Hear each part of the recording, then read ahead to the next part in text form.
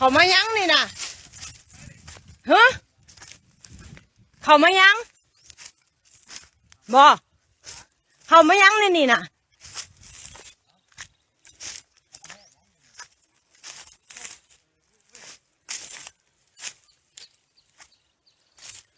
มาเบิ่งเด้อนี่เด้อนี่คนจีนนี่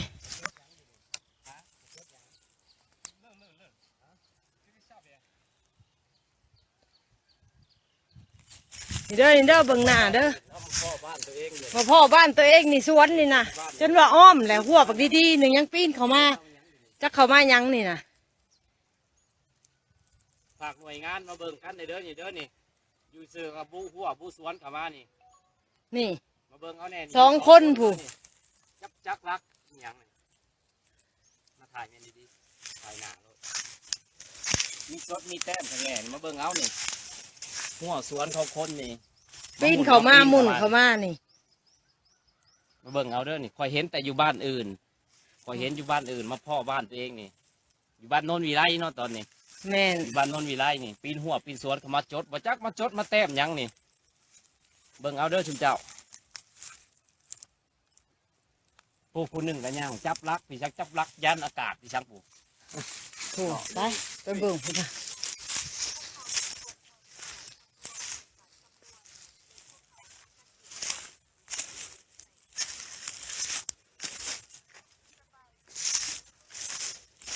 ผู้น่ะก็จับลักประสังมาแทะประสังผู้บ่เคยมีดอกแบบนี้นะพูนคนจีนว่ายังก็บ่ฮู้เรื่องเลยถามยังก็บ่ฮู้เรื่องบ่สนใจอีกพูน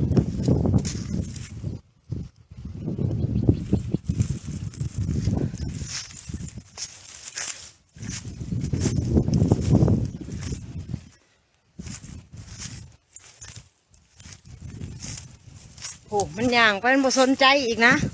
ไปไหมเฮ้ยไปไล่เขาออกไปไหมไล่มันออกมันบริเวณดินดอนมันได้มันจังสิมาเข่ามาหาแทกหายัง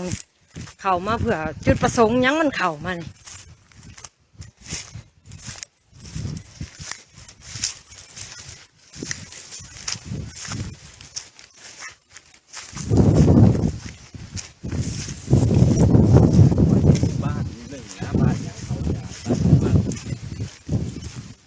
มาบุกลุกหัวบอกมาพ่ออยู่ในอินมาบุกลุกดินนี่ดินมีหัวมีสวนหัวเด้บักคักๆมันก็ยังปีนเข้ามา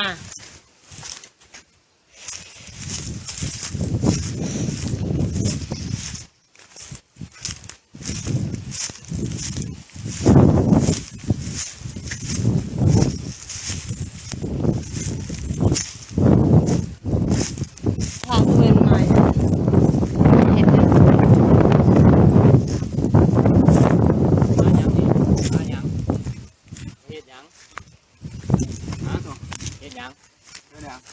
มาเห็ดยังอยู่นี่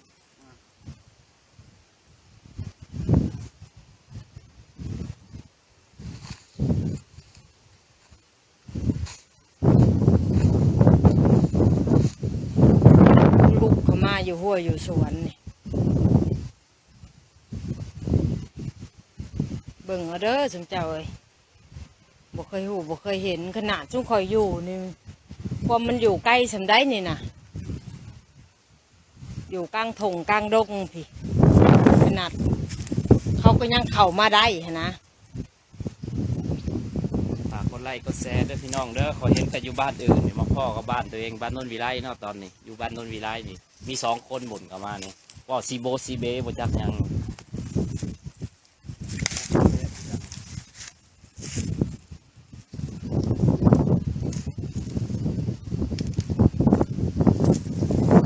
นี่2 คนกับเจ้านี่จ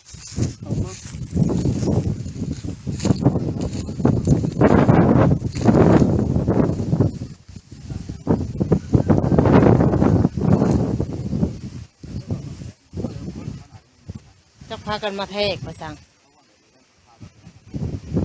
หน่วยงานทีมงานเกี่ยวข้องเด้อบ้านนนวิไลลงมาเบิ่งเลยเด้อฝ ฝากกดไลค์กดแชร์แล้วกับให้ฮอดในถึงผู้ใหญ่เป็นลงมาเบิ่งเลยเด้อนี่บ้านโนนวิไลนี่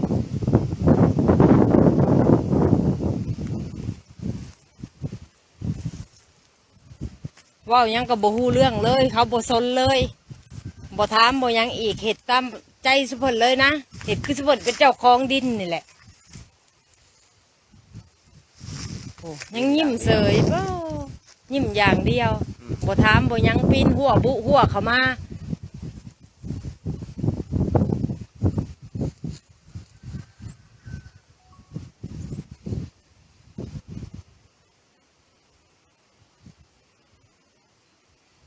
โอ้ผู้หนึงก็ปีนออกแล้ว โอ้ผู้หนึ่งก็ปีนออกละโพปีนหัวออกละโพ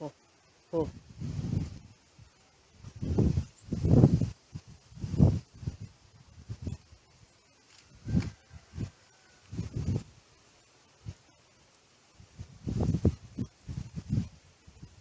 ขนาดเราอยู่อันมีแต่ป่ามีแต่หยังได้นี่มันยังปีนเข้ามามันยังหูจักทางมาเบิ่งเอาแน่มาได้แนวใดเว้าแล้วก็ยิ้มเซยโหเบิ่งเอาเด้อสุเจ้าเด้อ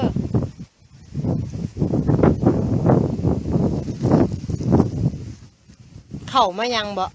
ฮะมายังนี่นะมายัง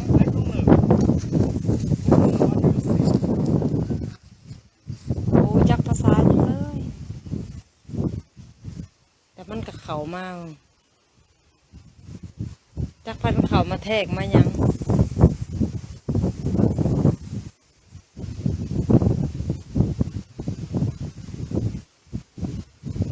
เห็ดหน้าตาเสยบ่จักแนวเศษคือกันโอ้มีการบ่ายๆอีกว้าบริธรรมดาผมไปแล้วบาทนี่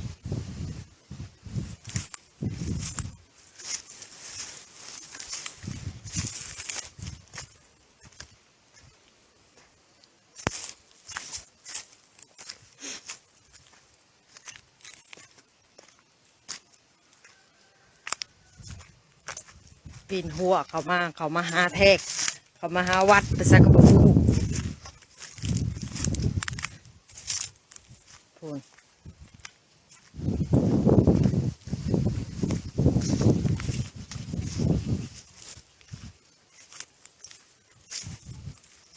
ผมมีคำตอบเลย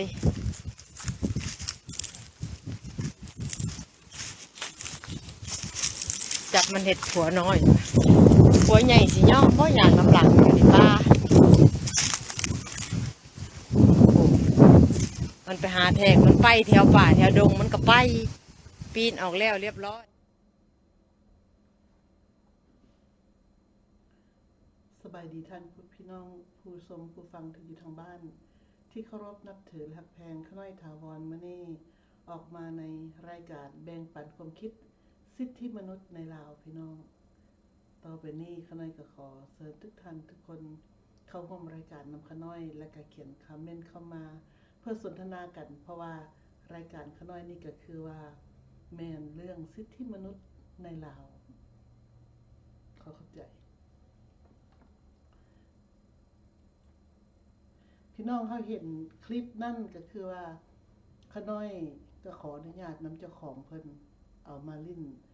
เอามาเปิดให้พี่น้องได้เห็นทั่วถึงกันบ่ว่าอยู่ในแต่ประเทศลาวและอยู่นอกประเทศทั่วโลกเนาะพี่น้องเนาะภายใน23ชั่วโมงที่เพิ่นเลยลงคลิปไปมีคนเบิ่งเกือบ 700,000 คนพี่น้องคนเบิ่ง 700,000 คนนั้นน่ะพี่น้องคิดบ่ว่ามีผู้ใดผู้หนึ่งบ่ติดต่อไปฮอดหูฮอดเจ้าหน้าที่หรือว่าผู้ปกครองประเทศพี่น้องถ้าบ่เริ่มก็เหมือนเดิมทั้งชีวิตถ้าบ่เฮ็ดหยังเลย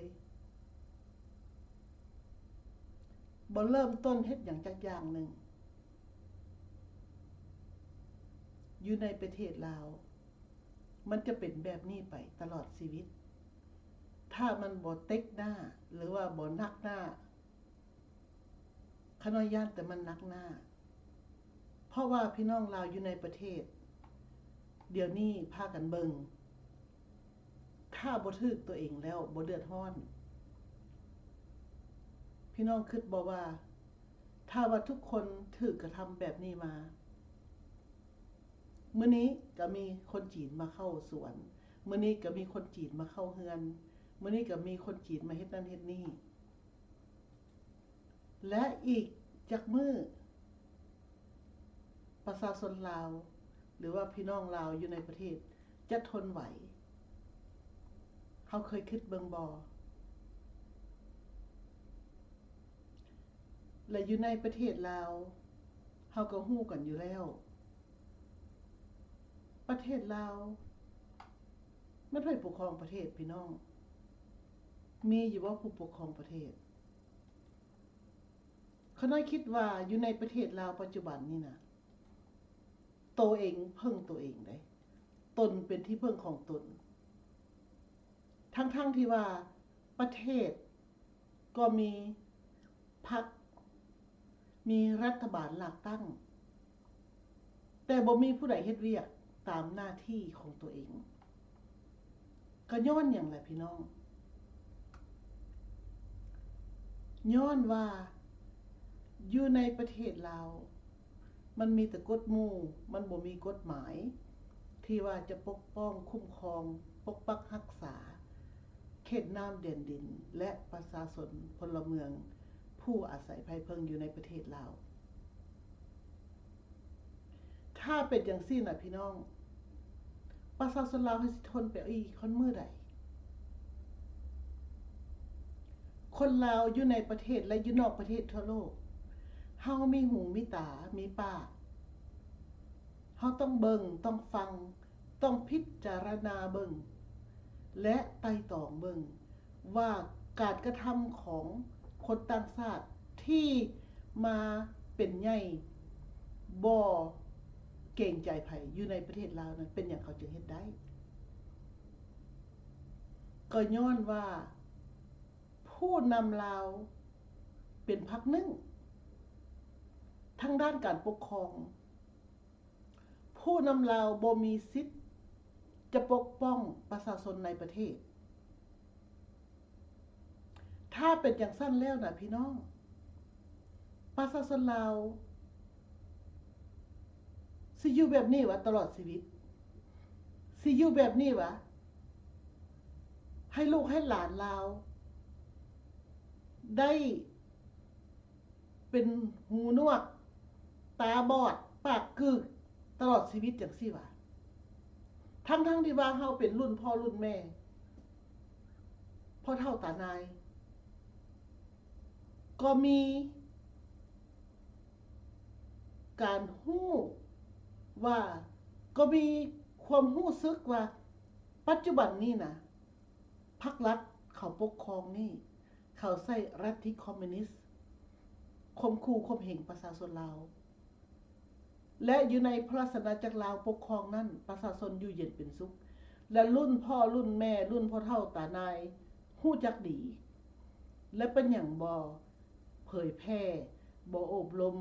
บ่สิสอนลูกเต้า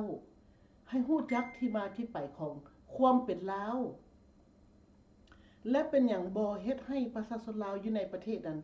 รู้สึกว่ามีคุณค่าของความเป็นคนพี่น้องซุมื้อนี้ขน้อยเบิ่งนี่น่ะพี่น้องเฮาเบิ่งแล้วบ่ให้น้ำตามันก็ออกเพราะว่าเหลียวไปเห็นประเทศลาวหั่นน่ะมันบ่แม่นแต่ว่าเห็นประเทศได้มันเห็นคนจีนคุดคนบ่แฮมันเห็นคนเวียดนามแก้ไม้ลาวออกไปประเทศเขาเห็นว่าประชาชนนี่ตะเกียกตะกายซอกหาเวียกเฮ็ดงานทำอึดอยู่อึดกินเห็นว่าประชาชนลาวทั้งประเทศมีแต่ปัญหาทุกอย่างลำบากและพี่น้องลาวเฮาเฮ็ดจังซี่นำกัน เบิ่งคลิปนี้ตั้งว่าเกือบ700,000 คนแล้ว เจ้าหน้าที่หน้าใดมาซอยประชาชนนี่ อันนี้บ่แม่นครั้งแรกได้พี่น้องที่เห็นคนต่างชาติเข้ามาบุกรุกในสวนในบ้านในเฮือนของคนลาว ซึ่งคนลาวเป็นเจ้าของประเทศ แต่บ่มีสิทธิ์มีเสียงบ่มีปากมีเว้า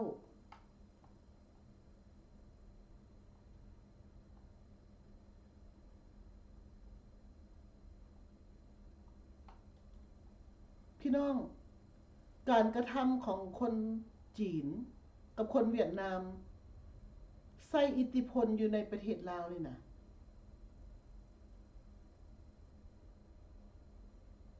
มันแม่นคือพี่น้องเขียนเข้ามานี่บ่พรรครัฐติดหนี้จีนจนเงยหัวบ่ขึ้นเพราะฉะนั้นจีนเขาเฮ็ดหยังก็ได้อยู่ในประเทศลาวน่ะมันเป็นอย่างสั้นว่าพี่น้อ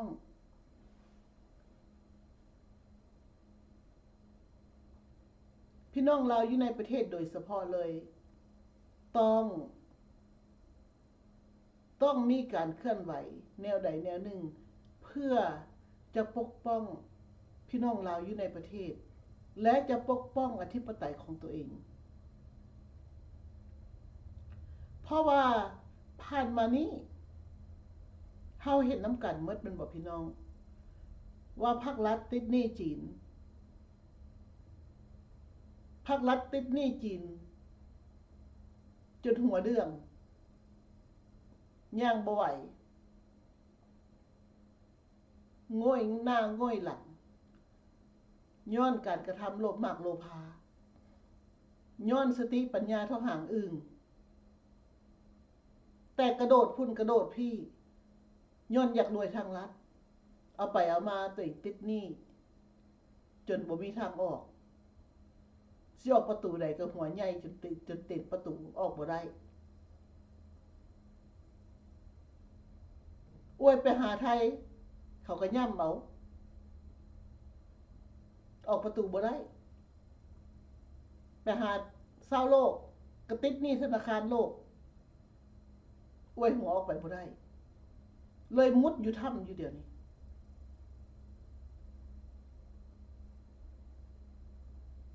และพี่น้องเราทั้งชาติเห็นจังซี่น่ะเฮาคิดเบิ่งดูว่าต่อไปนี้เฮาสิเฮ็ดจังไดสิดำรงชีวิตการเป็นอยู่กันแบบใดเพื่อสิอยู่รอดเพื่อลูกหลานลาวอยู่ในประเทศลาวนั่นผู้ที่เกิดใหม่ใหญ่น้ำหลังยังเป็นเด็กน้อยเด็กเล็กและให้จังได๋เขาสิใหญ่ขึ้นมาด้วยมีการศึกษามีความรู้ความสามารถเอาตัวเองรอดผู้เป็นพ่อเป็นแม่เดี๋ยวนี้นะเอาเวลาให้กับครอบครัวหลายส่ำใดเบิ่งแยงลูกหลานตัวเองหันหลายส่ำใดหรือว่าเวลาไปให้สังคมหมดเน่าเปื่อยกันอยู่ในวงเหล้าวงเบียร์พี่น้องเฮาจำเป็นจะต้องได้เว้ากันเพราะว่าพี่น้องลาวอยู่ในประเทศทันเป็นทุกข์เป็นยากพี่น้องลาวอยู่ในประเทศได้ตกทุกข์ได้ยากนะคนลาวอยู่นอกประเทศพี่อยู่สนุกสบายแต่ว่าเหลียวไปเห็นประเทศลาวน่ะอดห่วงบ่ได้อดว่าสิบ่เว้าบ่ว่าบ่ได้พี่น้องอีตนสงสารสายเลือดเดียวกันสายเลือดลาวมันยังแดงเข้มอยู่คือสิตลอดชีวิตพุ่นแหละพี่น้องเอ้ยตราบใดยังฮู้เมื่อของความเป็นคนนี่เฮาฮู้ว่าเฮาเกิดอยู่ในประเทศลาวเฮาปะทิ่มพี่น้องลาวบ่ได้เฮาปะทิ่มประเทศชาติบ้านเมืองถิ่นเกิดเฮาบ่ได้เฮาจึงได้ออกมาปากมาเว้านะพี่น้องเฮาต้องได้ซอยกันเด้พี่น้องเอ้ยพี่น้องลาวอยู่ในประเทศก็ต้องถือนัก เอาภารกิจชาตินี้นักโลดพี่น้องลาวอยู่นอกประเทศก็เส้นเดียวกันอย่าถือเบาเฮ็ดน้อยหนึ่งเว้าน้อยหนึ่งฟังกันน้อยหนึ่งให้ความคิดความเห็นกันน้อยหนึ่งคอมเมนต์เข้ามาน้อยหนึ่งผู้ละคำมันก็หลายขึ้นเลยเด้พี่น้องเราอยู่นอกประเทศนี้เป็นล้านป่ายรุ่นอพยพ1975คนแหละตั้งแต่พวกคอมมิวนิสต์นี้ฮกฮานลาวตั้งแต่รุ่นนั้นพุ่นแหละคนลาวเฮาอยู่นอกประเทศพี่เป็นล้านป่ายแล้วและคนลาวอยู่ในประเทศนี้ฮอดบ่3 ล้าน4 ล้านบ่ได้ยินแต่ว่าเวียดหัน2 ล้านป่ายจีนหัน2 ล้านพี่น้องเพิ่นว่าเหลือนั่นแหละมันคนลาวพี่น้องถ้าว่าลาวเฮาบ่ซอยกันนะมันบ่ได้ไดเพราะว่าคนเฮาเกิดมานี่นะเกิดมาอยู่ในแผ่นดินลาว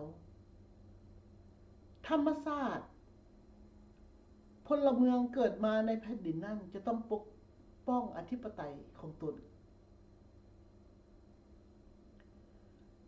อยู่ประเทศใดก็ดี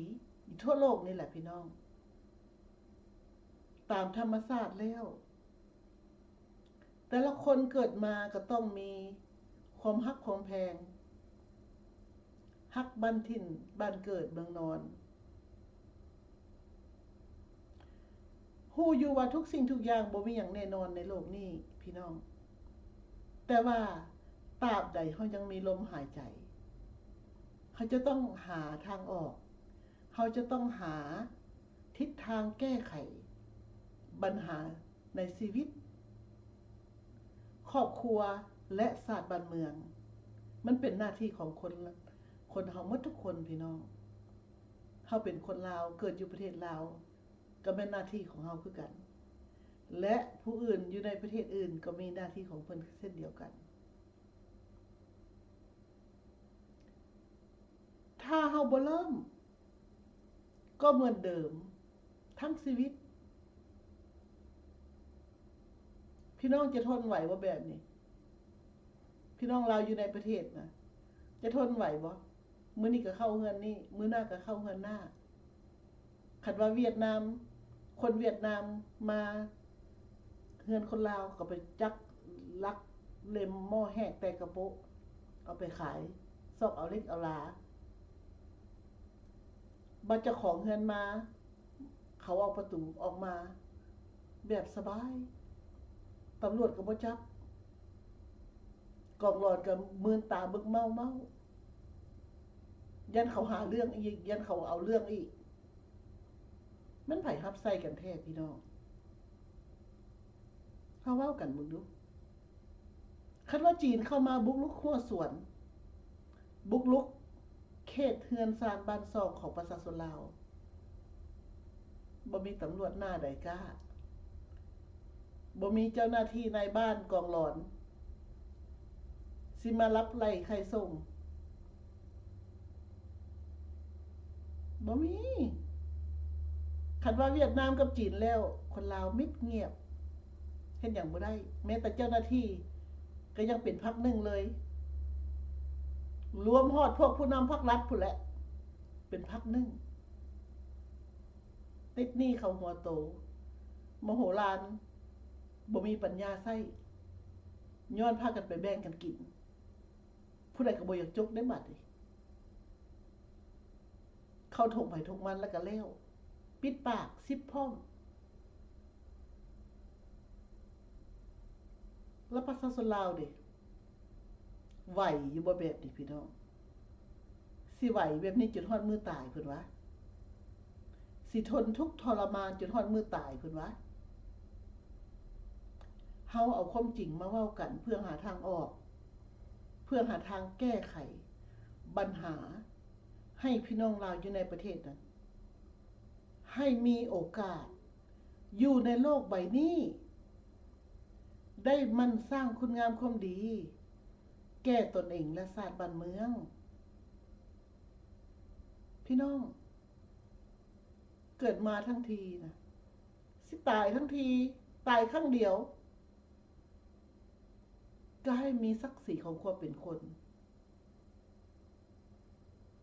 ผู้รุ่นพ่อรุ่นแม่พ่อเฒ่าตานายพาลูกหลานเฮ็ดได้ไหมสินอนนั่งรับทับสิทธิพิศักดิ์นั่งไปก็บ่ได้หยังดอกมีแต่พวกห่มผ้าเหลืองนั่นเป็นตัว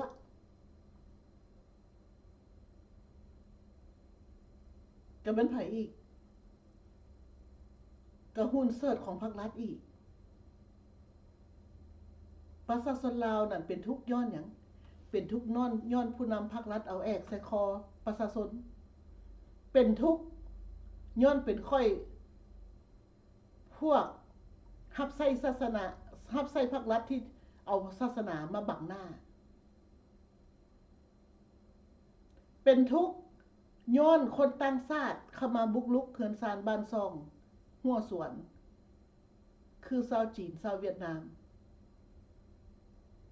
ประชาชนลาวเป็นทุกข์ย้อนทางการทำมาหากินเงินเดือนบ่ฮอด$100พี่น้องเดี๋ยวนี้ประชาชนลาวเฮาคับแคบทางด้านจิตใจคณะสังเกตเบิ่งพี่น้องลาวอยู่ในประเทศปัจจุบันนี้โดยเฉพาะแม่นคนหนุ่มคนน้อย1เอาแต่ความน้อยใจมาอวดเอาแต่ความปลอมด้อยของตัวเองมาเว้าซึ่งเฮ็ดให้ผู้อื่นนั้นเห็นบทบาทของเฮาว่าเฮานี่อยู่กันจังได๋อันนั้นคือเป็นอาวุธให้ผู้อื่นมาแทงเฮาเอง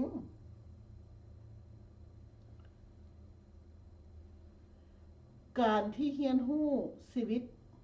ของโลกมนุษย์นี่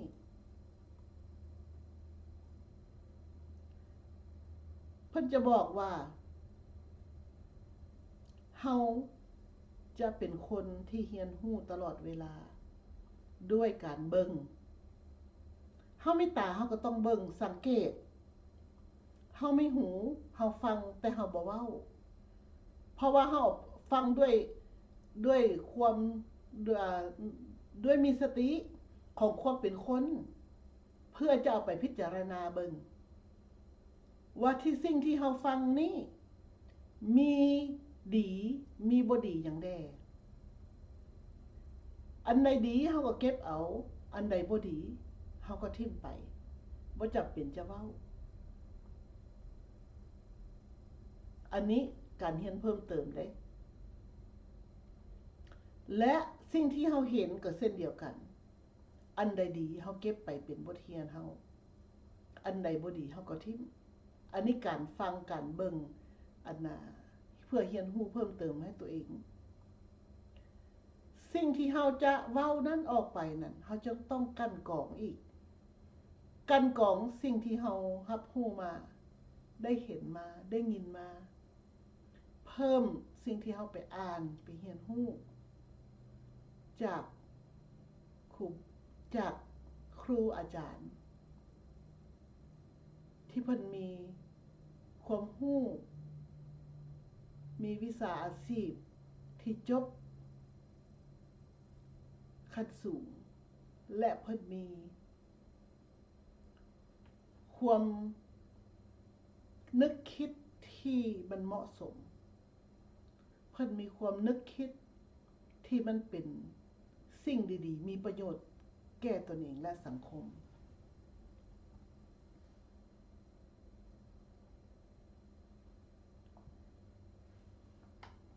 พี่น้องเฮาเห็นบ่ว่าสิ่งที่เฮาเรียนรู้ในชีวิตเฮาไปประกอบในชีวิตเฮาจะ หาทางแก้ไขปัญหาให้ตัวเขาเองได้ดีกว่าแต่ว่าพี่น้องเราอยู่ในประเทศปัจจุบันนี่นะพี่น้องเราเห็นปัญหาของเพื่อนมนุษย์ร่วมชาติเดียวกันบ่ซ้อยกันปล่อยปะให้เพื่อนบ้านนี่นะให้พี่น้องเราในชาติตัวเองนี่นะถือกดขี่ข่มเหงจากต่างชาติคือชาวจีนชาวเวียดนามและถือกดขี่ข่มเหงจากผู้นำพรรครัฐที่ผู้นำระดับนายกหรือว่าผู้นำในท้องถิ่นเจ้าเมืองเจ้าแขวงหรือว่านายบ้านกองหลอนแต่คนลาวเฮาบ่ซอยกันพี่น้องสังเกตเบิ่งบ่คนลาวเฮามักแตกแยกเป็นหยังย้อนเฮาบ่มีจิตใจมั่นเที่ยงเฮาบ่มีจิตใจเอื้อเฟื้อเผื่อแผ่เฮาบ่มีน้ำใจของความเป็นมนุษย์เฮาบ่มีธรรมะจากธรรมชาติเฮาจึงเลยกลายเป็นขี้เหงื่อของสังคมในภาคส่วนหนึ่งพี่น้องเห็นบ่เป็นอย่างเขาจึงว่าขี้เหงื่อของสังคมเขาน้อยเว้าแล้วเว้าอีกพี่น้องและเขาน้อยบ่ได้ย่อหยันบ่ได้ดูถูกเขาน้อยเว้ามานี่เพราะว่ามันเป็นความจริงพี่น้องเห็นบ่กินเหล้าเมายาถ่ายออกวิดีโอออกให้สังคมได้เห็นชาวโลกนี่แหละเพิ่นเห็นมีแต่พ่อเฮือนแม่ซานหมดเป็นอย่างเขาน้อยจึงว่าขี้เหงื่อใบตองมันมีผลประโยชน์หยังเฮาเป็นรุ่นพ่อรุ่นแม่แล้วเฮาเป็นหยังเฮาบ่คิดพิจารณาเบิ่งหาทางออกเป็นแบบอย่างที่ดีให้ลูกหลานเราให้ลูกหลานของตนเองในตระกูลรุ่นชาติตัวเองนั้นหลานก็ให้พอใจดีใจภูมิใจเอิ้นว่าลุงพ่อลุงแม่ป้าน้าบ่าวน้าสาวพ่ออาวแม่อาพ่อเฒ่าแม่เฒ่าพ่อปู่แม่ย่าคันว่าลูกก็ให้ลูกนั้นภูมิใจว่าให้เอิ้นพ่อเอิ้นแม่ด้วยเต็มปากด้วยคำพอใจว่าพ่อแม่ตัวเองนี้เป็นแบบอย่างที่ดีให้ลูกให้หลานพี่น้องมันจากรุ่นสู่รุ่นสู่รุ่นต่อกันนั้นมามันจึงมีความภูมิใจของความเป็นคนมันจึงมีความภูมิใจของตระกูลรุ่นชาติที่เฮาอยู่ปัจจุบันนี้และถ้าว่าเฮาเป็นแบบอย่างบ่ดีลูกหลานลาวเฮาถ้าว่าผู้ใดที่เขาได้หำเฮียนฮู้มีการศึกษาสูงขึ้นบางเทื่อเขาบ่คิดดอกดูถูกนะแต่ว่าเขาเสียใจว่าโอ้เฮายังเห็นว่าผู้อื่นก็มีครอบครัวแบบเฮาคือกันแต่ว่าเขาเจ้าหันบ่ได้เป็นครอบครัวแบบเฮาบ่ได้สำเร็จเทเมาบ่ได้อันนาผิดบ้านผิดเมืองพี่น้องแต่ว่าน้องนุ่งลูกหลานผู้ที่เกิดใหม่ใหญ่น้ำหลังนะบ่ล่าบ่สวยพากันเปลี่ยนพากันเริ่มต้นให้เริ่มต้นมื้อนี้ดีกว่ามื้ออื่นให้พากันคิดมื้อนี้ก็ดีกว่ามื้ออื่นถ้ามื้ออื่นมันสิมื้ออื่นไปเรื่อยๆมันสิบ่มีมื้อเริ่มต้นให้เอามื้อนี้เป็นมื้อเริ่มต้นโลดจังบ่เสียเวลาบ่เสียคุณค่าของความเป็นคนเพราะว่าเวลาเฮามาอยู่โลกนี้นี่มีเขตจำกัดมันมีโควตาผู้นี้ส่งลงมาเกิดหรือว่าส่งจากนรกขึ้นมาเกิดเป็นคนนี่เพื่อสิมาสร้างบารมีให้แก่ตัวเองนี่ผู้นี้ให้อยู่80ปีแต่ว่าเฮาเฮ็ดในสิ่งบ่ดีนะเพิ่นก็ตัดลงเลยเด้พี่น้องเพราะว่าเฮาว่าเฮาสิมาเกิดเป็นคนดีเฮาประเทศเดียวบ่ดี เพิ่นก็ตัดชีวิตลง โดยที่เฮาบ่ฮู้มื้อใดสิตาย แต่ว่าถ้าว่าเฮาเป็นคนดีเฮามันทำความดีนะพี่น้องเพิ่นก็คอยต่อให้เฮาเพราะว่าเฮาเกิดมาทำความดีเพิ่นต่ออายุให้เฮาเลยเด้โดยเฮาบ่จำเป็นสิไปไผเพิ่งอันพาลินพาลำอันนั้นดอกสูตรยันสูตรยินเพื่อสิต่ออายุบ่สิเฮ็ดจังหยังให้มันเป็นสิริมงคลนั่นบ่มีดอกเฮาเองต้องปฏิบัติเองจึงจะได้ภาคปฏิบัติบ่ได้ได้แต่ภาคก็บ่ได้พี่น้องเพราะฉะนั้นขน้อยว่าเริ่มต้นมื้อนี้โลดพี่น้องลาวอยู่ในประเทศนั้นพากันเริ่มต้นเว้าเรื่องสิทธิมนุษย์อยู่ในลาวน่ะมีบ่พี่น้องสิทธิมนุษย์อยู่ในลาวพี่น้องลาวบ่ได้มีสิทธิมนุษย์เด้น่ะสองผัวเมียห้องโฮโทเซลอยู่ในป่าในสวนนั้นอันถ่ายทอดสดอีกบ่มีนายบ้านกองหลอนหน้าใดมาซอยเบิ่งหรือว่าตำรวจหน้าใดแล่นเข้ามาบ่มีไผหมู่เพื่อนก็บ่มีโปรเปลขึ้นมาเป็นหยังล่ะพี่น้องขาดสติของความเป็นคนเอาตัวเองรอดเป็นยอดดี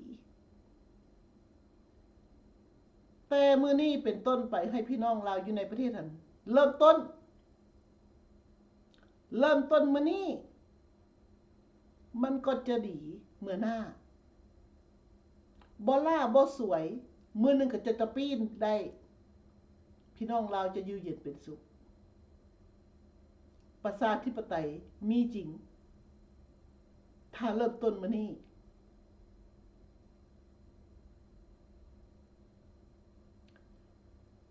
พี่น้องลาวมื้อกี้นี่สองผัวเมียห้องโฮโทเซลอยู่ป่าอยู่สวนนั้นบ่มีสิทธิมนุษย์ถ้าไม่มีสิทธิมนุษย์นั่นถ้าว่าบ้านเมืองมีคือมีแปรมีกฎหมายปกป้องประชาชนดูแลประชาชนนั่นเจ้าหน้าที่ตำรวจนายบ้านกองหลอนเต็มแล้วจับผู้เกี่ยวนั่นคนจีนที่บุกรุกค่ะเอาไปห้องพักห้องอันนั้นตำรวจห้องการตำรวจพุ่นไปสืบสวนเบิ่งมาจังไดไปมาจังไดทุกสิ่งทุกอย่างมันต้องมีตัวบทกฎหมายศักดิ์สิทธิ์จึงปกครองประเทศชาติบ้านเมืองได้จึงปกปักรักษาประชาชนเราทั้งชาติได้แต่สิ่งที่เฮาเห็นนั่นมันบ่แม่นมันเป็นการว่าคนจีนคนเวียดนามอยากไปใส่อยู่ในประเทศลาวนั้นมีสิทธิ์ปัดเพราะว่าพวกผู้นำพรรครัฐปล่อยเป็นอย่างจริงว่าปล่อย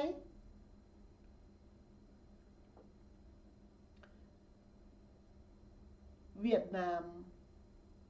เป็นผู้ปกครองลาวพรรครัฐเป็นเพียงหุ้นเซิร์ชเวียดนามคนเวียดนามเต็มอยู่ในสภากายครึ่ง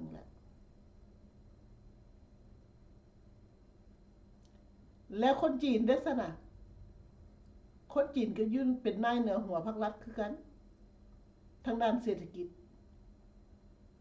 เพราะว่าพรรครัฐใส่เงินเขาเจ้าแม่นบ่พี่น้องพรรครัฐใส่เงินหยวนของจีนบ่มีเงินส่งเขาบ่มีเงินจ่ายหนี้เขาสุทางเฮ็ดหยังก็ได้เขาฆ่าคนลาวก็บ่มีพิษเขาทำลายเขาเอาปืนไล่ยิงประชาชนลาวก็บ่พิษตำรวจลาวไปปกป้องเขาอีกจากคนที่แล่นหนีนั้นแม่นคนลาวได้คนที่แล่นหนีจากลูกปืนนั้นแม่นคนลาวบ่หนีแล่นหนีละล่าเด้บ่ได้เฮ็ดผิดหยังเป็นลูกน้องเฮ็ดการแล้ว3 เดือนยังบ่ได้เงินเดือนไปถามว่ามื้อใดสิได้เงินเดือน ถึกพอฆ่าจีนนั่นเอาปืนไล่ยิงตำรวจหน้าที่สิไปปกป้องคนลาวคนที่ถูกต้องนะผัดบ่ได้บ่แม่นไปปกป้องคนจีนพอฆ่านั่นที่ทำผิดบ่จ่ายเงินเดือนให้ลูกน้อง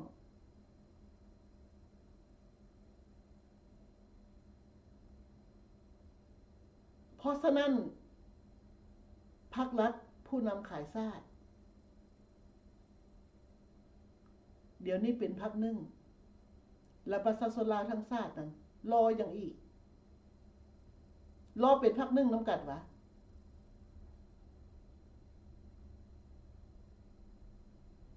คิดบังคักๆพี่น้องลูกหลานลาวสิเฮ็ดจังไดต่อไปลูกหลานของพี่น้องลาวอยู่ในประเทศนั่นแหละสิเฮ็ดจังไดต่อไป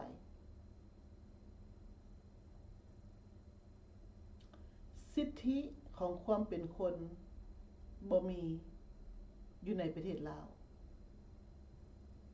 พรรครัฐเขากีดกันไว้หมดแหละเขามีแต่เอาแอกใส่คอประชาชนลาวอยู่ในประเทศนั้นมีจักแอกพี่น้องแอกจากนายบ้านแอกจากกองหลอนอันนี้แอกน้อยแอกมันใหญ่ขึ้นได้บัดนี้แอกเจ้าเมืองแอกเจ้าแขวงแอกของพรรครัฐนี่ติ่งโตก็บ่ได้พี่น้องคนเฮานะความอดทนก็มีขอบเขตจำกัดพี่น้องเคยเห็นหม้อบ่หม้อเอาน้ำใส่เต็มแล้วเปิดไฟใส่มันฮ้อนให้จังได๋มันก็เฟือดแม่นบ่พี่น้องมันก็ฟดมันก็เฟือดออกจากหม้อคนลาวเฮานี่บ่เป็นจังซั่นวะบ่มีความเดือดร้อนหยังวะเขาเอาไฟสุมใส่จังได๋ก็สิดัง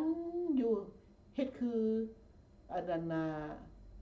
หยังก็เพิ่นว่ามีกินเพิ่งบ่เพิ่นว่าพี่น้องลาวอยู่ในประเทศนั่นแหละต้องพากันช่วยกันเพราะว่าพวกผู้นำพรรครัฐ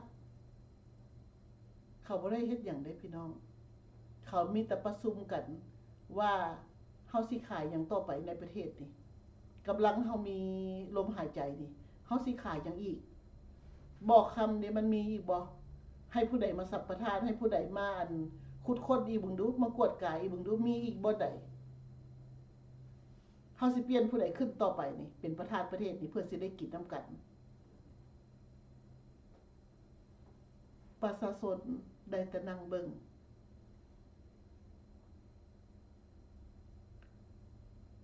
และพี่น้อง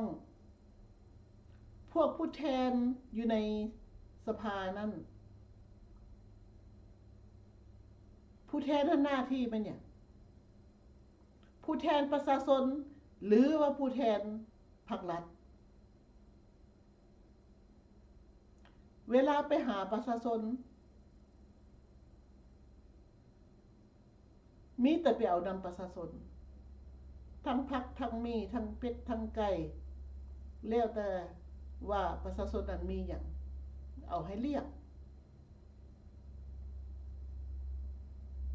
เพิ่มทุกประชาชนอีก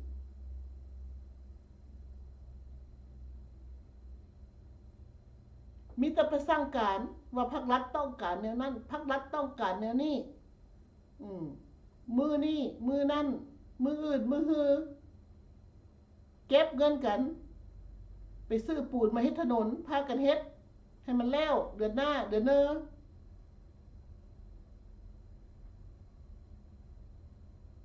บาทนี่ประชาชนหันทั้งทุกหมดของอยู่ของกินทั้งทุกย้อนเก็บเงินเก็บคำยังบ่แล้วอีกบัดนี้ซอกหาเวียกเฮ็ดนั้นทำก็ยากพวกผู้นำพรรครัฐ นายหน้าของพรรครัฐและแม่นพวกผู้แทนแต่ละเขตนั่นไปหาประชาชนนั่นสัตว์สาวาสิ่งตายเป็นแถวตายภาคตายห้าพ่อไปเก็บน้ำประชาชนคันว่ามาหาพรรครัฐกระลูบแข้งเลียขาเพื่อสิได้แบ่งส่วนบ่ได้หลายได้น้อยก็เอามันอย่างเป็นนกสองหัว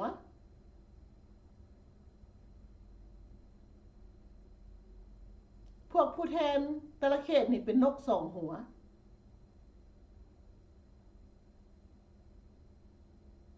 สิเฮ็ดหยังก็บ่เฮ็ดสิต่างหน้าประชาชนลาวอยู่ในเขตตัวเองเพื่อสิไปแบกหน้าไปเบิ่งว่าปัญหาของประชาชนแต่ละเขตตัวเองนั้นมันมีอย่างแดคือผู้นี้เราถึกจีนมาหุกคานดินเราคือถ้าแล้วนี่พันแม่นบริษัทอย่างก็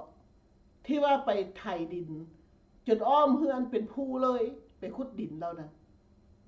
เราสิขึ้นเฮือนได้จังไดเราเสียรถลงมาได้จังไดภาครัฐเป็นคนสั่งอีก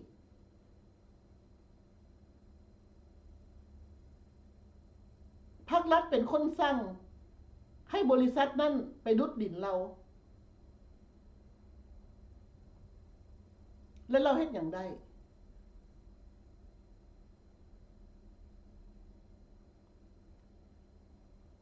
ภาครัฐบ่ได้ดูแลประชาชนยังเสียไว้อยู่ว่าแบบนี้ประชาชนลายทั้งชาติมองตามึนตาเบิ่งฮุบอยู่คันว่าเรื่องเดียวสั้นตาดำเป็นแถวคันว่าเรื่องชาติบ้านเมืองเรื่องการเป็นอยู่เย็นเป็นสุขของประชาชนมันบ่ทันถึกตัวเองบ่ฟ้าวเฮ็ดหยังบ่เห็นห้องศพบ่หลั่งน้ำตาบ่ถึกตัวเองเทื่อบ่เป็นหยังพากันกินเหล้าซะก่อนกินเบียร์ซะก่อนให้จังซั่นได้จังได๋พี่น้องเป็นหยังคนลาวเฮาบ่ฮักกันแพงกันเป็นหยังคนลาวอยู่ในประเทศลาวนั่นจึงมีแต่ความบังเบียดอิจฉาริษยากัน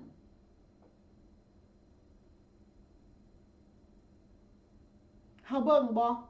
ว่าเพื่อนข้างบ้านเฮามีอยู่มีกินส่ำใด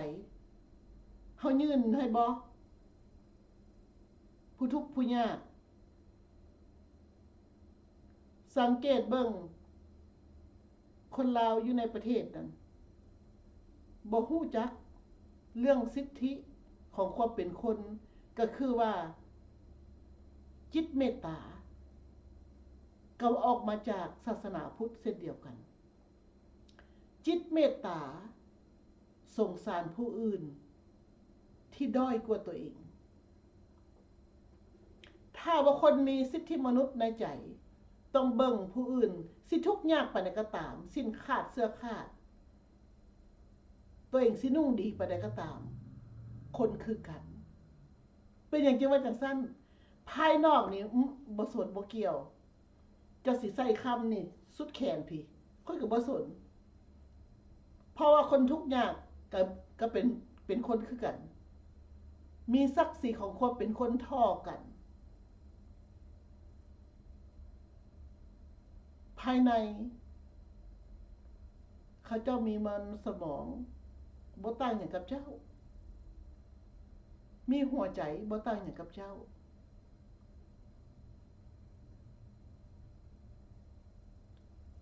คนทุกข์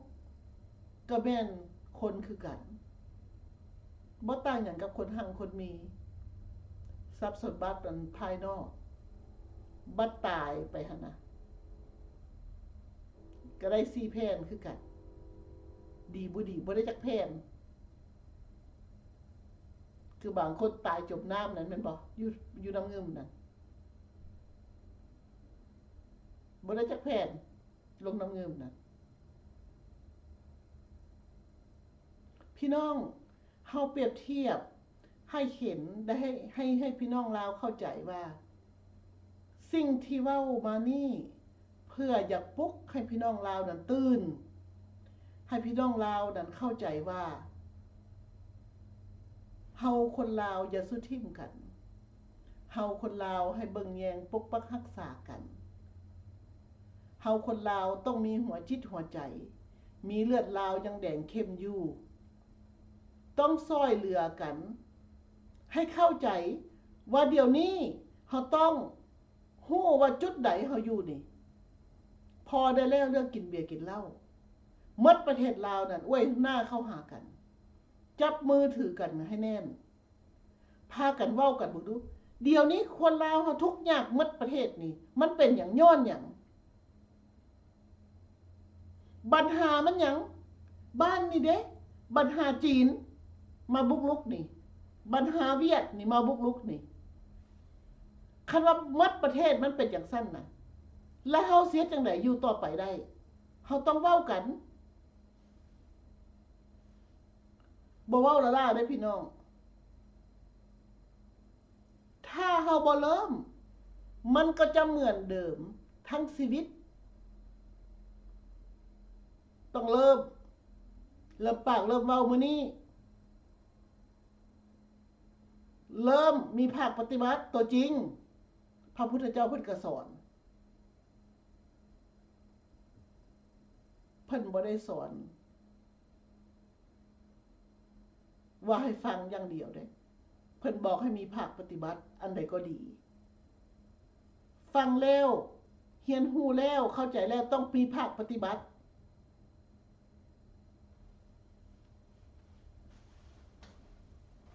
คนลาวทั้งชาตินั่นฮู้จักว่าตัวเองเป็นคนลาวฮู้จักว่าตัวเองมีเลือดลาวยังแดงเข้มอยู่ฮู้จักว่าปัจจุบันนี้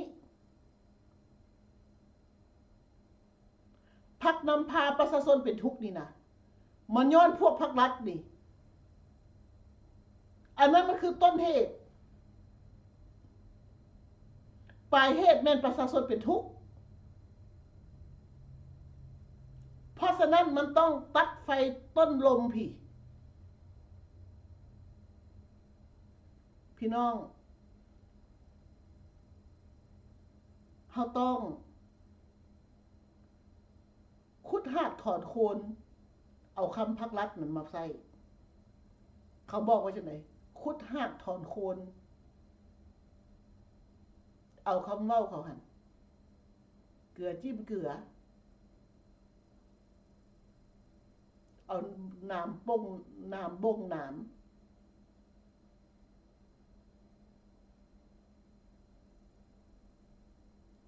สิ่งที่เขาเฮ็ด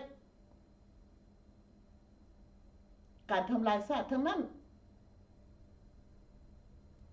เขาคุดค้นบ่อแห่ขายบ่อคำหมดจากบ่อแล้วอยู่ในประเทศลาวนะเขาขายแล้วเขาไปเอาเงินนั่นไปเข้าในกระเป๋าของพวกเขาอยู่ในสภานะบ่ได้เพื่อประชาชนลาวทั้งชาติและเป็นอย่างคนลาวเฮาจึงสิปล่อยหมดเวลากะย่ามันแหละกะย่ามันเถาะกะย่าเขาหมดเวลาแล้วหมดยุคหมดสมัยคนลาวเฮาต้องมีจิตใจของความเป็นคนฮักเสื้อแพงชาติลาวต้องกล้าปากกล้าเว้า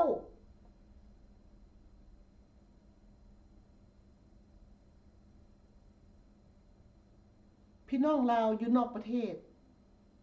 ก็หลายคู่หลายคนที่เพิ่นออกมาปากมาเว้าออกมาคิดพิมพ์คอมเมนต์ออกมากดไลค์กดแชร์อันนั้นก็เป็นผู้รักษากรุณาออกมาหลายกว่านี้เพราะว่าคนลาวเฮาล้านกว่าคนอยู่นอกประเทศพี่มันก็ต้องมีคนรักษาหลายกว่านั้นออกมาช่วยกันพี่น้องลาวอยู่นอกประเทศและพี่น้องลาวอยู่ในประเทศนั่นตัวอันจุดหลักเลยแหละพี่น้องลาวอยู่ในประเทศอยากให้พี่น้องลาวอยู่ในประเทศนั้นเข้มแข็งให้พี่น้องลาวอยู่ในประเทศนั้นเป็นแบบอย่าง ถ้าว่าให้ดีแท้นั้นพวกโตบทกฎหมายอยู่ในประเทศลาวนั้นถ้าว่าผู้ใดดีผู้ใดว่าตัวเองเป็นคนดีมีศักดิ์ศรีของความเป็นคนลาวนั้นออกมาทวงใช่ไหมอยู่ไสบรรพบุรุษลาว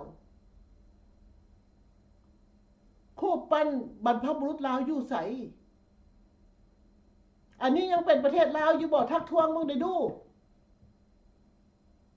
ผู้แทนแต่ละเขตของนี้ในสภานั่นน่ะปิดปากตัวเองเฮ็ดยัง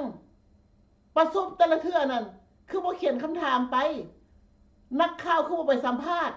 อันนี้คำว่าประเทศลาวแล้วบรรพบุรุษลาวมันไปตายใส่หมดรูปปั้นอันนึงมันมีบ่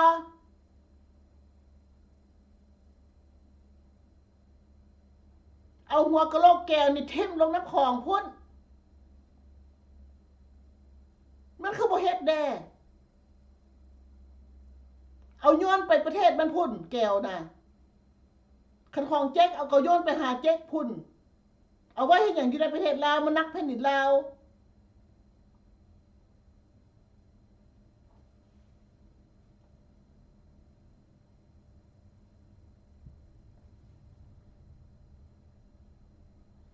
คันว่าประเทศลาวนี้ยังเอิ้นว่าประเทศลาวอยู่ต้องเอาบรรพบุรุษลาวเอารูปปั้นของบรรพบุรุษลาวน่ะขึ้นมาเป็นหลักเป็นฐานว่าอันนี้ประเทศลาวเห็นว่านี่กราบไหว้อยู่นี่เคารพบูชาอยู่นี่แม่นบรรพบุรุษลาวนั่งหน้าใดอยู่ในสภานั้นพากันเฮ็ด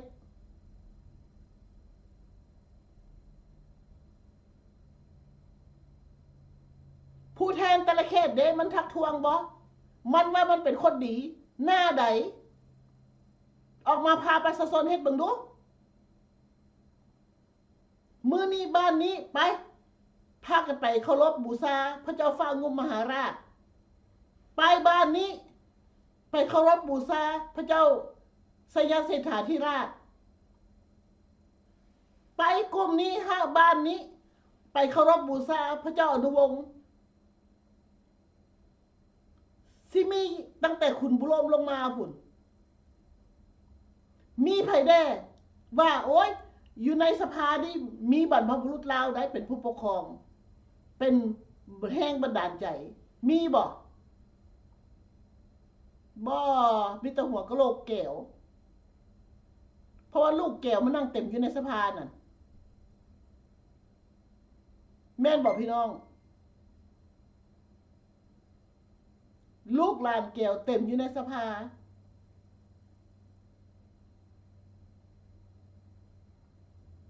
บ้านนี้เจ๊กจักธนาคารใดจักอยู่ธุรกิจใดจักอยู่ตึกใดจักมันไปสร้างอย่างแด่บ่แต่เจ๊กเต็มประเทศ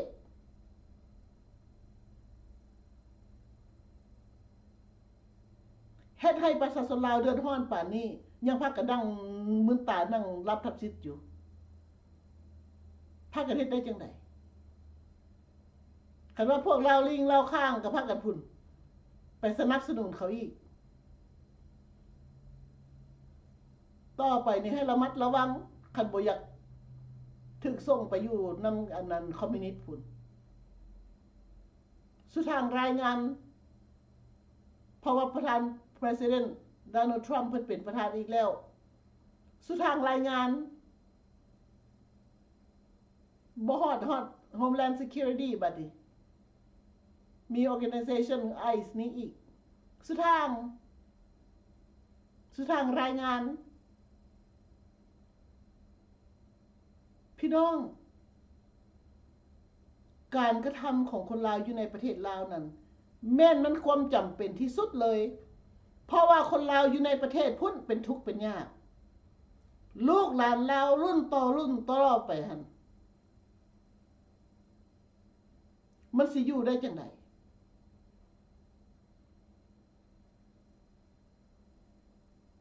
จะน้อยกะล่องแบบพวกเพลงจีนแล้วเนาะคนลาวเนาะห้องโฮเทลขึ้นแล้วเหลือเลิศขึ้นแล้วลืมซะเพลงลาวเก่าเพลงลาวนี่เพราะว่าสิเปียวเสียงจีน เสียงตัวยั่วหลอกลวงเพิ่นคำเว้าคำว่าม่วนประเทศลาวเจริญรุ่งเรืองศรีวิไลคำตัวยั่วหลอกลวงต้มตุ๋นเต็มสภาว่าประชาชนเป็นเจ้าว่าประชาชนนั้นเป็นเจ้าของประเทศถ้าประชาชนเป็นเจ้าของประเทศนั้นสิเอาบ่เฉพาะพวกผู้นำอันที่บริหารปัจจุบันนี่บ่มีทางถ้าประชาชนเป็นเจ้าของประเทศอันแท้จริงนะเขาเลือกเอาคนดีที่มีสติปัญญามีการศึกษาสูงและบริหารแบบประชาธิปไตยอันแท้จริงบ่แม่นรัฐบาลลากตั้งคือซุมื้อนี้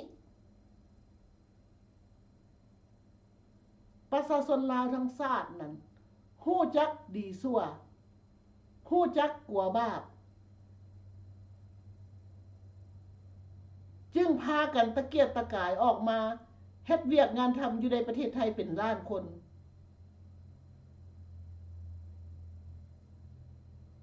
พากันออกไปเฮ็ดเวียกอยู่เกาหลีใต้ก็ปีหนึ่งเป็นแสนคนออกไปเฮ็ดเวียกงานทำอยู่ประเทศเพื่อนบ้านมาเลเซียอินโดนีเซียไปเป็นคนหาปลาก็มีบุอึดย้อนยังแหละย้อนความทุกข์ความยากอึดอยู่อึดกินลูกเต้าเสียสละบ่อยากไปก็จำเป็นได้ไปปาดน้ำตาต้องไปเพื่อหาเงินหาคำส่งให้พ่อให้แม่ให้พี่ให้น้องได้อยู่ได้กินดำรงชีวิตประจำวันพี่น้องเฮาเป็นหยังเฮาบ่เห็นใจกันเด้สิ่งที่เฮาเฮ็ดได้เป็นหยังเฮาบ่เฮ็ด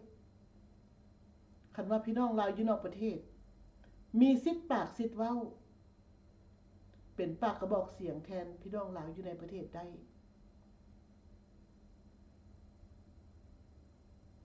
ให้มันหลายกว่าที่เฮาเห็นผ่านมานี้นับมือนับหลายยิ่งดีเพื่อจะเป็นอุทาหรณ์เพื่อจะเป็นบทเรียนให้ลูกหลานลาวเพื่อจะเป็นกำลังใจให้ผลักดันพี่น้องลาวอยู่ในประเทศพุ่นได้มีกำลังมังสาสู้เพื่อลูกหลานลาวอยู่ในประเทศลาวพุ่น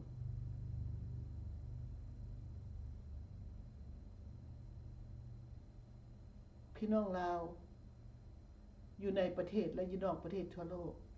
เขาได้คิดว่าคนลาวเฮามีจิตใจอันดีงามแต่ว่าบางคนใส่บ่ถึกบ่อน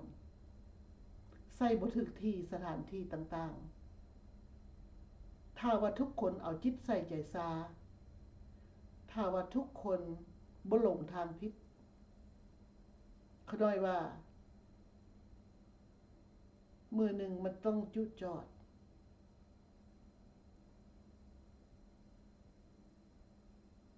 ถ้าว่าทุกคนเฮาพิจารณาตนเองแล้วรับเอาภารกิจศาสตร์นี้รับเอาความเป็นจริงนี้มาพิจารณาและอวยหน้าเข้าหากันเขาน้อยคิดว่าบ่ได้นักหนาสาหัสดังที่คนลาวคิดส่วนหลายคนลาวว่าโอ้ยเขาเต็มบ้านเต็มเมืองสิเฮ็ดหยังเขาได้พี่น้องอันนั้นคำปฏิเสธนั่นน่ะมันง่ายที่จะเว้าคำปฏิเสธเป็นหยังย้อนว่าเฮาเองนี่แหละบ่รับผิดชอบหน้าที่ของเฮานี่เป็นรุ่นพ่อรุ่นแม่เฮาต้องรับเอาความผิดความถูกมาพิจารณาเบิ่งอันใดควรอันใดบ่ควรเฮาต้องเฮ็ดเฮาต้องเป็นผู้เสียสละให้ลูกให้เต้าหลานเล็ดลอดต่อไป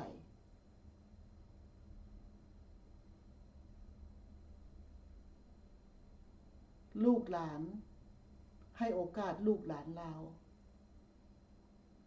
มีโอกาส มื้นตาอ้าปากขึ้นมาก็ให้เห็นโลกประชาธิปไตยอันแท้จริงเพื่อมาต่อเติมบุญบารมีของตัวเองอย่าสู้ไปให้ลูกหลานลาวนั่นถึกกดขี่ข่มเหงจากพวกผู้นำพรรครัฐกดขี่ข่มเหงด้วยการครอบครองของนายบ้านกองหลอนหมดโอกาสลูกหลานลาวเขาเกิดมาอาภัพแล้วเกิดมาก็อยู่ในนรกแล้วบ่มีอย่างดีเพราะฉะนั้นเขาน้อยคิดว่ามันถึงเวลาถึงบ้านถึงข่าวพี่น้องลาวต้องร่วมใจกันต้องเริ่มมื้อนี้ทุกสิ่งอย่างจะมีอนาคตทุกคนอยู่ในประเทศลาวนั้นต้องมีประชาธิปไตยอันแท้จริงสิทธิมนุษย์กระบวนไก่จากเอื้อมมือทุกคนก็ต้องได้เฮ็ดตามใจตัวเองความอยู่เย็นเป็นสุขความสบายใจนั่นคือสวรรค์เมืองคนธรรมชาติเพิ่นสร้างมาไว้ให้ทุกสิ่งทุกอย่างถ้าเฮาอยู่ตามธรรมชาติเฮาก็ต้องอยู่ดีมีสุขแต่ว่าอยู่ในประเทศลาวอยู่ตามธรรมชาติบ่ได้เพราะว่าพรรครัฐมันกีดขวางบ่ให้ประชาชนลาวอยู่ตามธรรมชาติพรรครัฐกดดันประชาชนลาวทั้งชาติทั้งประเทศย้อนเพราะว่าพรรครัฐเป็นค่อยค่ามาไส้ของเวียดนามของจีนแล้วเขาก็มากดขี่ข่มเหงประชาชนลาวให้เป็นค่อยค่ามาไส้ของพวกเขาคูดฮีดเก็บดันเก็บนี่เก็บเงินเก็บคำเก็บของอยู่ของกินเก็บข้าวเก็บน้ำนำประชาชนลาวเขาเฮ็ดทุกสิ่งทุกอย่างเพื่อประชาชนลาวนี่สิบ่เงยหูเงยตาอ้าปากได้เขาสิเก็บอยู่หั่นแหละ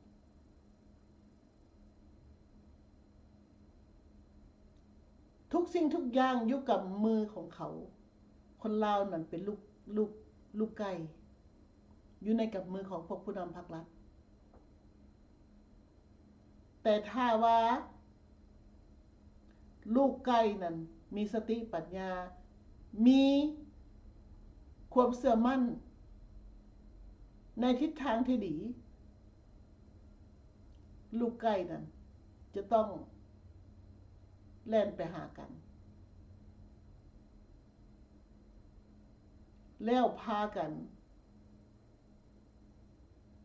เฮ็ดสิ่งใดสิ่งหนึ่งปรากฏขึ้นมา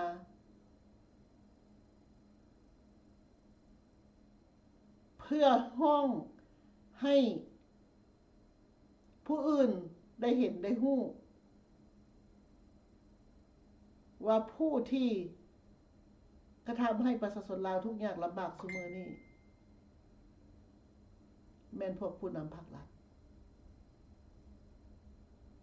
คนจีนคนเวียดเต็มประเทศย้อนหยังก็ย้อนพวกผู้นำพรรครัฐ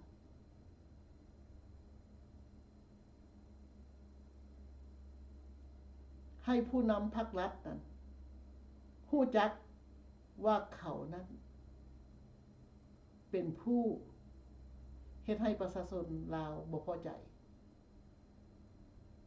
ซุมื้อนี้ประชาชนลาวพากันเฮ็ดตามพรรครัฐต้องการพี่น้องเห็นบ่เป็นหยังเพราะว่าผู้นำพรรครัฐเฮ็ดหยังประชาชนก็บ่กล้าบ่ตอบบ่โต้เขาก็สุทางเฮ็ดและลูกหลานลาวเฮาขาดที่พึ่งย้อนหยังย้อนว่า ประชาชนลาวทั้งชาติบ่กล้ามิแต่ว่าบ่กล้าเป็นอย่างจึงบ่กล้าเพราะว่าบ่ได้มีความคิดมาก่อนว่าเดี๋ยวนี้เฮามีปัญหาอย่างใดแล้วเฮาสิแก้ไขปัญหาแบบใดอันนี้มันต้องมีจุดเริ่มต้น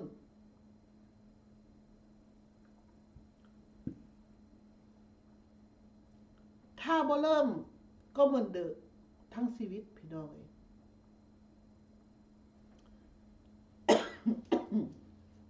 เพราะฉะนั้นข้าน้อยขอให้พี่น้องขอฝากความคิดให้พี่น้องลาวอยู่ในประเทศคิดพิจารณาเบิ่งว่าสิ่งใดเฮาควรพิจารณาเบิ่งและปัจจุบันนี้ลูกหลานลาวมีทางเลือกละบ่หรือว่าสิปล่อยให้แต่คนมีเงินมีสิทธิ์และคนทุกข์ยากและบ่มีสิทธิ์บ่มีโอกาสอีกน้องนุ่งลูกหลานผู้ที่เกิดใหม่ในน้ำหลังเฮาผู้เป็นพ่อเป็นแม่เฮาต้องให้โอกาสย้อนหยังย้อนว่าการกระทำของเฮานี้ทักท้วงสิทธิ์เพื่ออนาคตของลูกหลานเรา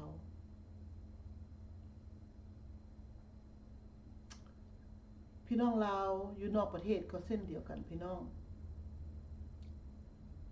ก็พยายามไหลขึ้นพยายามออกมาเพื่อพี่น้องลาวอยู่ในประเทศมันบ่ต่างหยังกับไม้คำกล้วยคำไม้พี่น้องเฮานี่ก็เฮ็ดเพื่อพี่น้องลาวอยู่ในประเทศพี่น้องลาวอยู่นอกประเทศก็เป็นห่วงเป็นใยอยากให้พี่น้องลาวอยู่ในประเทศนั้นมีสิทธิมนุษย์มีประชาธิปไตยอันแท้จริงและพร้อมนี้ข้าน้อยก็ขอฝากความคิดความเห็นไว้ซ้ำนี้เนาะพี่น้องเนาะและข้าน้อยก็ขอขอบใจทุกท่านทุกคนที่เข้ามาร่วมรายการนำข้าน้อยพร้อมนี้ข้าน้อยก็ขอพรจากคุณพระพุทธพระธรรมจงนำทางชีวิตให้ทุกท่านทุกคนผู้ฮักเสื้อแพงชาติลาวผู้ฮักสิทธิเสรีภาพประชาธิปไตยให้เกิดขึ้นในแผ่นดินลาวนั้นขอให้ทุกท่านทุกคนจงมีแต่ความสุขความเจริญทุกสิ่งทุกอย่างสมปรารถนาสาธุสาธุสาธุอนุโมทามิค่ะพร้อมนี้ข้าน้อยก็ฮักทุกท่านทุกคนที่ฮักความเป็นธรรมขอให้มีแต่ความสุขสบายสุขกายสุขใจเด้อพี่น้องเด้อสุขโชคดีตลอดไปค่ะน้อยพบกันใหม่ในโอกาสหน้าสบายดีค่ะน้อย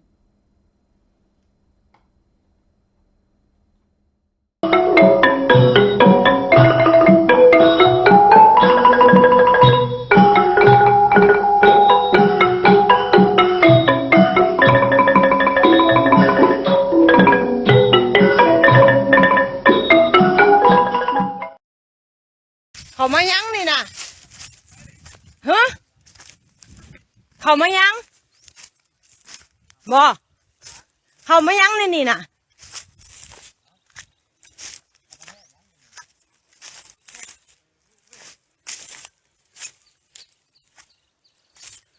มาเบิ่งเด้อนี่คนจีนนี่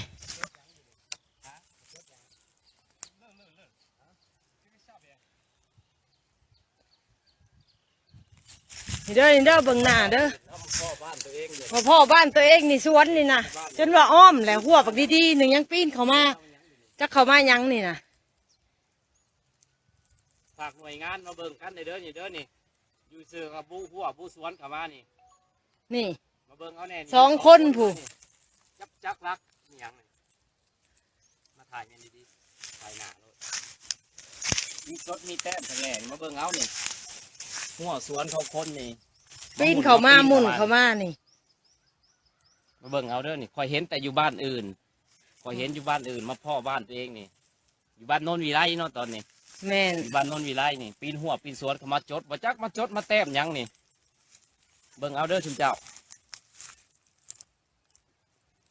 ผู้หนึ่งกันย่างจับลักพี่ชักจับลักยันอากาศพี่ชักผู้ โอ้ไปเบิ่งพุ่นน่ะ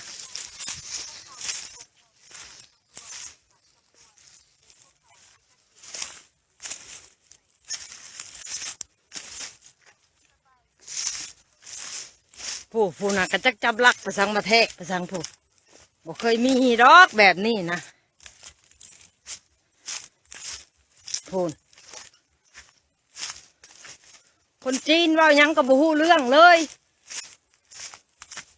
ถามหยังก็บ่ฮู้เรื่องบ่สนใจอีกพูน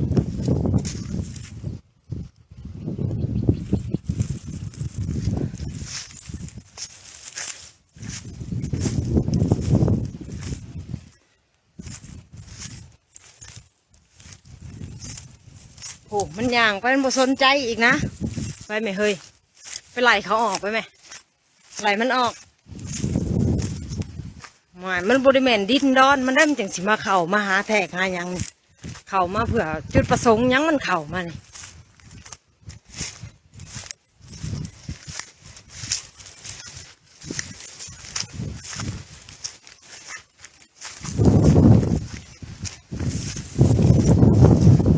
บ้านหนึ่งนะบ้านอย่างเขาอย่าง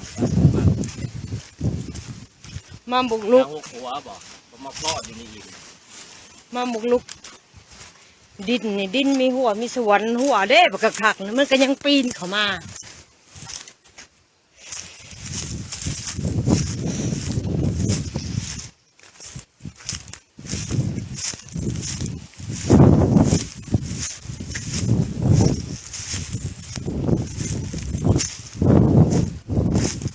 ทางเงินใหม่เห็นไหม มาหยังนี่มาหยังเฮ็ดหยังฮะเฮ็ดหยังเฮ็ดหยังมาเฮ็ดหยังอยู่นี่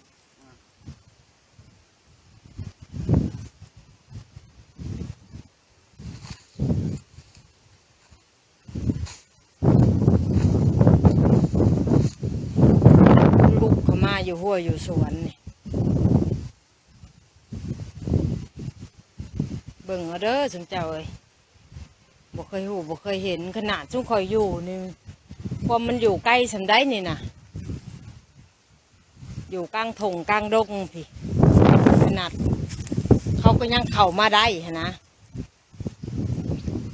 ฝากกดไลค์กดแชร์ด้วยพี่น้องเด้อขอเห็นแต่อยู่บ้านอื่นนี่มาพ่อกับบ้านตัวเองบ้านโนนวีไลเนาะตอนนี้อยู่บ้านโนนวีไลนี่มี2 คนบ่นเข้ามานี่พ่อซีโบซีเบบ่จักหยัง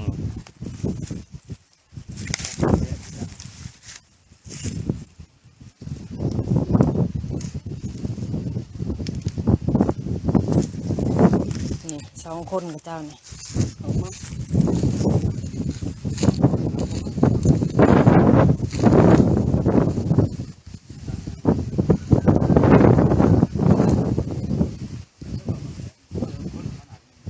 จะพากันมาแทกประสัง ฝากหน่วยงานทีมงานเกี่ยวข้องเด้อบ้านโนนวีไลลงมาเบิ่งเลยเด้อฝากกดไลค์กดแชร์แล้วกับให้ฮอดในถึงผู้ใหญ่ไปลงมาเบิ่งเลยเด้อนี่บ้านโนนวีไลนี่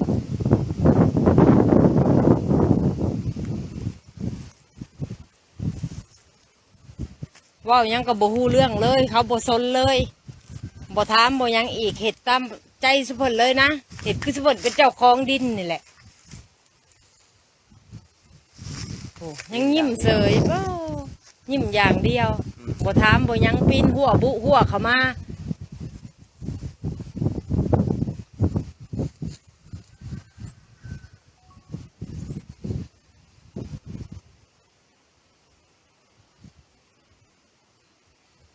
โอ้ผู้หนึ่งก็ปีนออกแล้ว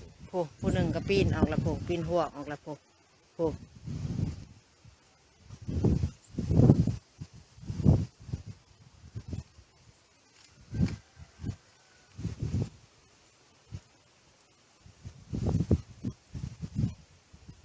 ขนาดรถอยู่มีแต่ป่ามีแต่หยังได้นี่มันยังปีนเข้ามามันยังหูจักทางเบิ่งเอาแน่มาได้แนวใด เว้าแล้วก็ยิ้มเซ้ยผู้เบิ่งเอาเด้อสุมเจ้าเด้อ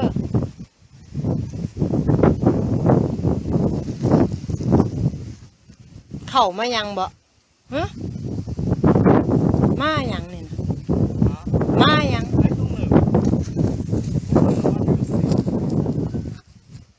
โอ้จักภาษาจังเลยแต่มันก็เข้ามาจักพันเข้ามาแทกมายัง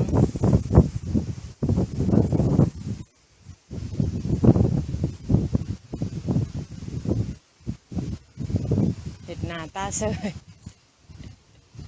บ่จักแนวเศษคือกันโว้ว้ามีการบ่ายอีกว้าบริธรรมดาผมไปแล้วบาทนี่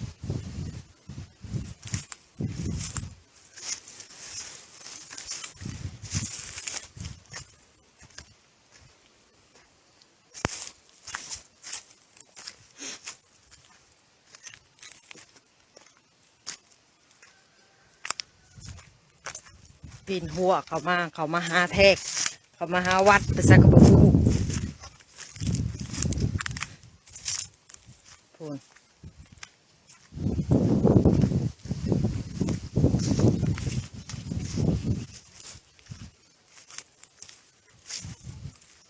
ผมมีคำตอบเลย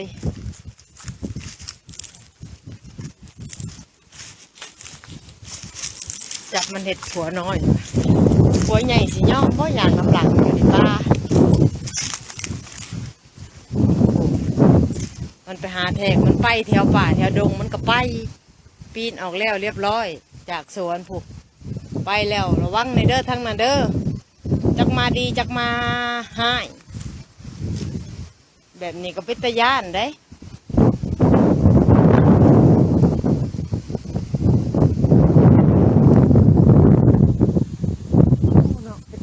ดีคอยอยู่ผู้เดียวนี่คอยปุ๊บได้แบบนี้นะเสียงได้หนัวเขามาว้าวสมบูรณ์เป็นเจ้าของถิ่นป้าติดทบจนตกใจออกไปแล้วผู้ไปทางผู้เด้อผู้ลงไปทางบ้านโพนผู้แหละมันย่างสื่อไปทางบ้านโพนผู้เบิ่งในเด้อทางนั้นเด้อ